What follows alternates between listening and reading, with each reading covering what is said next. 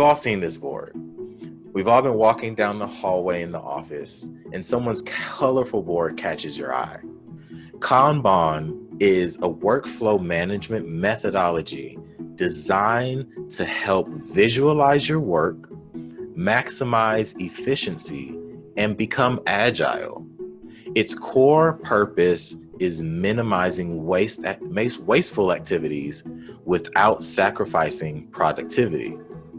David J. Anderson, a pioneer in the field of lean and Kanban for knowledge work, breaks down Kanban methodology into 4 key principles. 1, start with what you do now. The method behind it is easy enough that it can be implemented incrementally throughout the organization within select groups that we identify and avoid a total culture shock. 2, we want to agree to pursue incremental change and evolutionary change.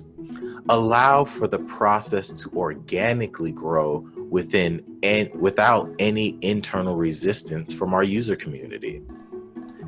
3, we want to respect the current process, roles, and responsibilities of our users.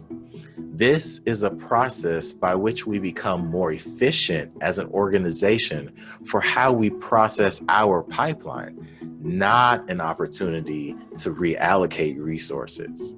It is designed to promote and encourage incremental, logical changes without triggering a fear of change itself.